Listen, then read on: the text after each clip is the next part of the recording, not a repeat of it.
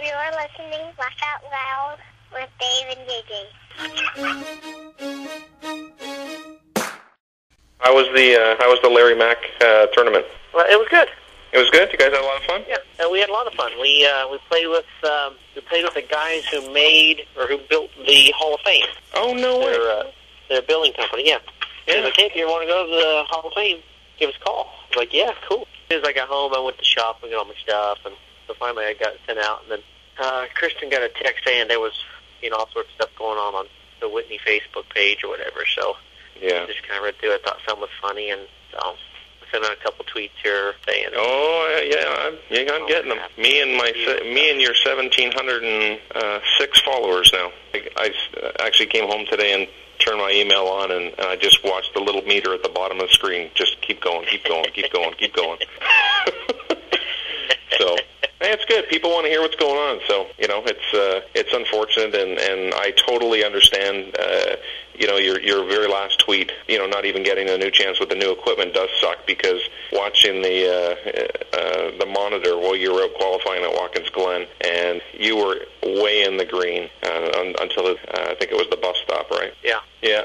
And then in the back, then it was downhill from there. Yeah, and then it dropped below into the red, and then you started to gain some momentum again, but just not enough. And you could see that Joel gave us great hospitality and got to speak to the guys of the team that hung around, for the next day. They were real believers. I mean, I'm really stunned. I saw something that was funny yesterday as far as what was going on. Yeah. And then, it just seemed more or less circumstances. McDowell's over there. He was borrowing some stuff to go to Montreal. And, Dusty's in town. They're looking at engines. They're looking at trying to get some cars and trying to make everything better. So, I went from a little concern to, back at ease. And then, we went to face orientation for kindergarten. And, next thing you know, I've had 3 or 4 calls from Tony, which is unusual because he's normally in bed by 8 o'clock at night. So at 9:30, he asked me if I hear from Dusty. And, of course, I haven't heard anything. And he tells me, well, that's a bunch of crap. That, he came out because he was staying in his motor coach. And they hadn't seen him since 5 o'clock or 4 o'clock, and at that point, they still hadn't heard anything. They just assumed everything was cool, and they were all excited that, we were going to have better equipment, and it was going to be good for me. We were going to go, really prove what we were capable of, because if we were doing as well as we were with what we had, that if we had, 30 more horsepower like the rest of the field had, that's big. I mean, that's easily 3 to 4 tenths, and, that's kind of what we were lacking. So, instead of being the middle-of-the-road team or the team just barely squeaking in on speed, we were going to be on cruise control every week and really start to build steam, but all for naught. I mean, I really had hope when it was posted on J-Ski that NASCAR was seizing 12 or 16 engines, and they were taking yours and Blaney's. I thought, wow, this is really going to be, a true test to see all these other teams that are, running a motor and to compare what you guys were doing. So I'm not quite sure, and I haven't seen anything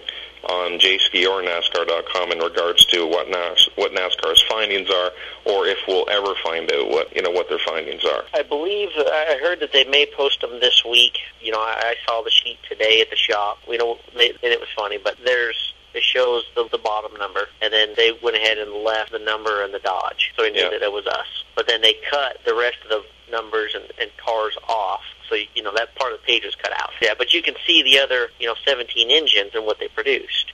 And the highest one was 846 horsepower, and here we are at 815. Now the engine that we took to Bristol was another 17 horsepower off of the engine we had at Michigan. Now we're going to Bristol, and we have barely 800 horsepower, and those guys still had their 845, 850 horsepower engines. So we're 45 horsepower behind, and it shows in Dartfish, and I don't know. I have 2 different Dartfish, which shows my lap overlaid over just the Gorgo homers. It's not against the guys who got the pole or guys qualified in top 10. In Michigan, over the 09 car, which would be Castle, it was horrendous. You watch the entry is good through the center, you're carrying it, and then all of a sudden where you get the throttle, you just start losing ground. And by the time you get in straightaway, you've given up 5 car lengths. And even at Bristol, I haven't seen them, and I'm only going to go off what Tony told me. Given up same deal against I believe it was the 26 and the 09, which were the 2 faster of the Gorgo home cars. We give up 3 car lengths down the back straightaway. Back straightaway at Bristol is not very long. No. Usually, a car length equates to about 1/10 of a second. Yeah.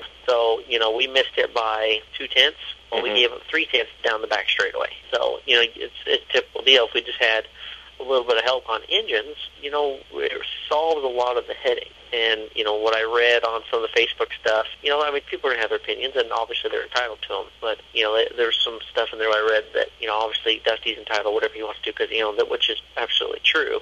Yeah. It said, that I was fast enough to make the races that I missed on speed. Other than Chicago, I don't think we were ever very good at Chicago. But, qualifying comes up, and I missed these 4 races. Well, if you look real close, in those 4 races, other than Watkins Glen, after the track got oiled 35, we were always basically on the bubble. So, it's not a situation where, to me, we're the fastest car, and I just blatantly, flat out made a mistake, or Tony completely missed the setup. We were always riding that razor's edge of in and out. And, like I said, we were perfect for 9 weeks, and by doing so, it made it difficult for us, because it's hard to go and complain that you have inferior stuff or problems because you're making races. But, realistically, out of 6 races, I think everyone kind of stepped up their game, from an engine standpoint, to the equipment got better. Obviously, more cars started showing up. So instead of 45, 46 cars, now you got 48, 49, 50 cars. There's good weekends where there's cars that had better engines, better equipment than what we had missed the race with us.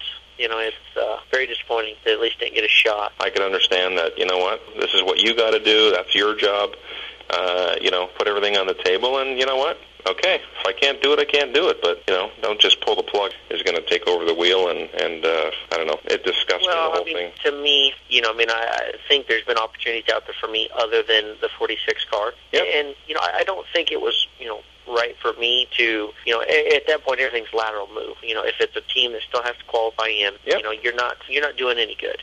So, it didn't do me. I didn't personally think it did me any good to be calling these teams to try to get a little bit better. If it really wasn't worth it, where if Dusty was really trying and we were committed to each other, to try to grow the program, and and maybe that's just too much comfort on my part with Dusty or with Tony Furr and the guys of, they ran it kind of like it was theirs.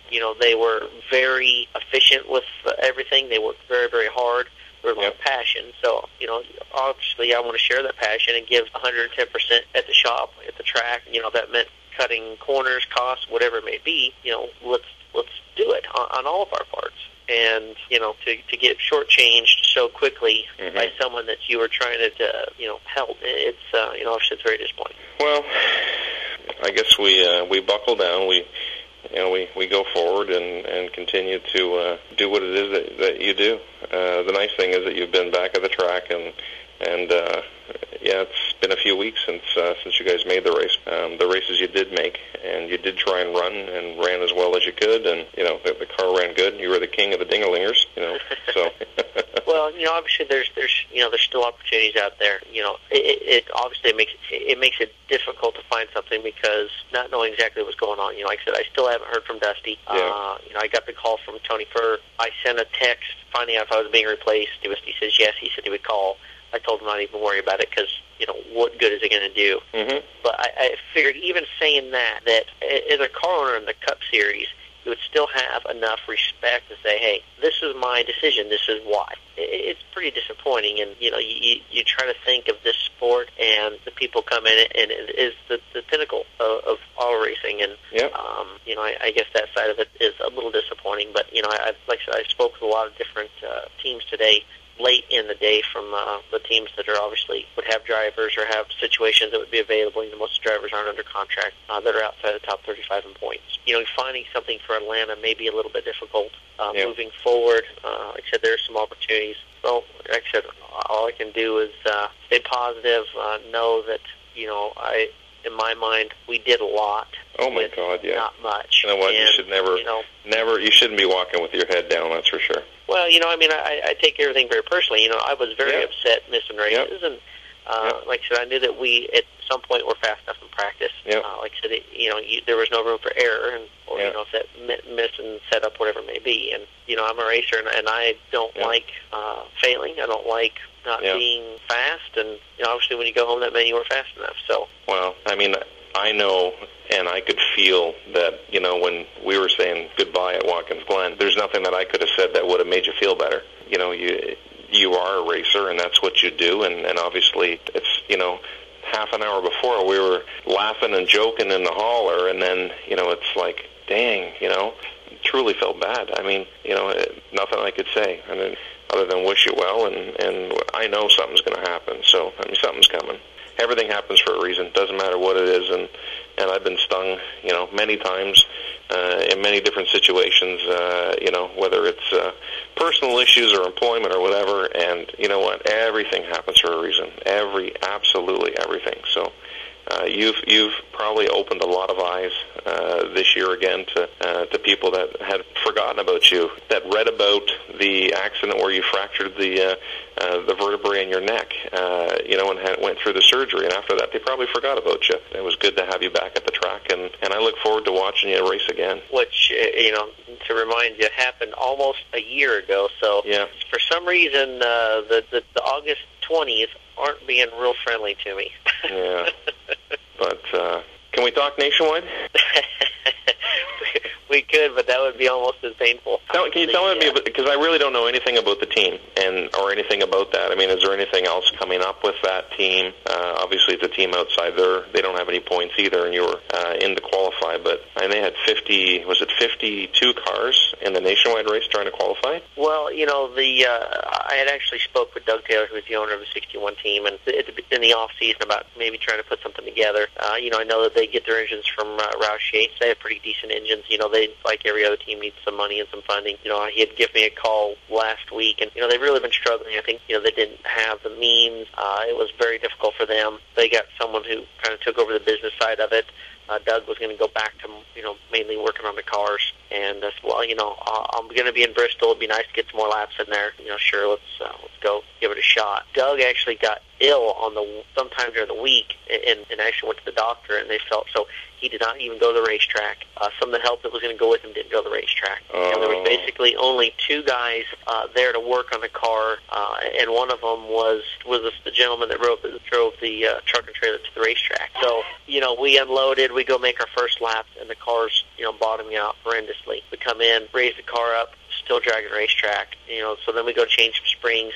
We've got no springs. Change sway bars, we got no sway bars. So we basically had zero spare parts to try to fix the car. So, we spent a lot of time in practice, doing the basic stuff. We put a little camera and we did a lot of track bar. But, the car was definitely off a lot. And we needed to make some big changes and didn't have the parts we didn't have the equipment to do it. Yeah. So we took some more big swings in between practice and qualifying, and the car still was just identical. It was so tight it wouldn't turn. It was a car that was basically a main qualifying trim, to try to make the race, and it was bad. And I felt bad for Dave and Leo, because there was two guys. It was super hot, and they worked their tails off because we just, every time we went out, you make 2 laps and come in and change everything you possibly could to make the thing go faster. So so I've had a couple discussions with a couple different nationwide teams. They too need some money to run, but they are teams. They're in the top 30, very competitive, and hopefully we'll see what goes on here. But might be able to per race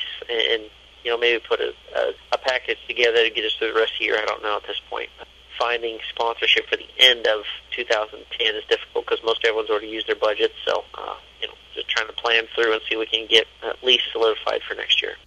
We went early last week before Bristol. We went to Boone, about an hour, 45-minute drive. We went to the caverns, went to the falls there and outside of Boone, and then we did the zip lining, and it was 7 different lines. Each line's maybe 100 yards long, maybe a little bit longer. And she gets hooked on the same pulley as we do. She could actually go by herself.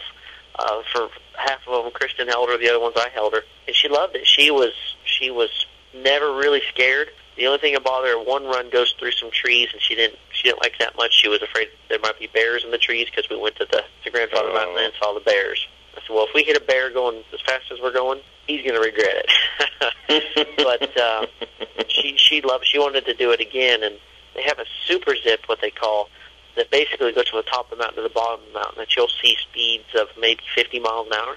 And they'd want her to go by herself because with her weight and my weight combined, we would go a lot faster. And she just wasn't exactly ready to give it a shot by herself. But if she got to do it again, maybe she'd have the confidence. But I was really surprised that she had no issues. She loved it. She thought it was awesome. All right, thank you. We'll keep you in the loop of whatever's happening. Have a good week, eh? You guys, bye. All right, bye.